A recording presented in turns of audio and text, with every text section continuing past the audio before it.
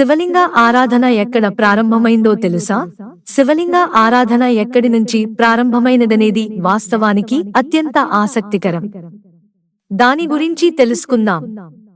ఉత్తరాఖండ్ను దేవభూమిగా పిలుస్తూ ఉంటారు. ముఖ్యంగా అల్మోరా జిల్లాలో చారిత్రక ఆలయాలకు కొదువ ఉండదు. అలాంటి ఆలయాల్లో ఒకటి జగేశ్వర్ ధామ్. లింగ రూపంలో శివుడిని ఆరాధించే సంప్రదాయం భూమిపై ఇక్కడి నుంచే ప్రారంభమైందట. ఈ ఆలయానికి 2500 సంవత్సరాల చరిత్ర ఉంది. శివుడు ఈ క్షేత్రంలోనే తపస్సు చేశాడని చెబుతారు. ఇక్కడి శివలింగాన్ని 8వ జ్యోతిర్లింగంగాను యోగేశ్వర అనే పేరుతో పిలుస్తారు. పురాణాలలో సైతం ఈ ప్రదేశ ప్రస్తావన ఉంది. ఈ జగేశ్వర్ ధామ్లో మొత్తంగా 124 దేవాలయాలు ఉన్నాయి.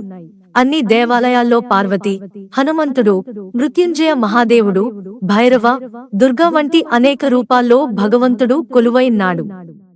ఇక్కడ సప్త ఋషులు సైతం తపస్సు చేసేవారని చెబుతారు. ఈ ఆలయ నిర్మాణం కేదార్నాథ్ ఆలయ నిర్మాణాన్ని పోలి ఉంటుంది.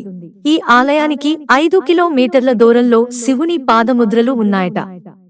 ఈ పాద ముద్రల గురించి కూడా ఒక కథ ఉంది. శివుడిని వెదికేందుకు ఒకసారి పాండవులు వచ్చారట. వారికి కనిపించకుండా ఉండేందుకు పరమేశ్వరుడు తన ఒక పాదాన్ని జగేశ్వర ఆలయానికి 5 కిలోమీటర్ల దూరంలోనూ మరో కాలి ముద్రను కైలాసంపై ఉంచాడని చెబుతారు.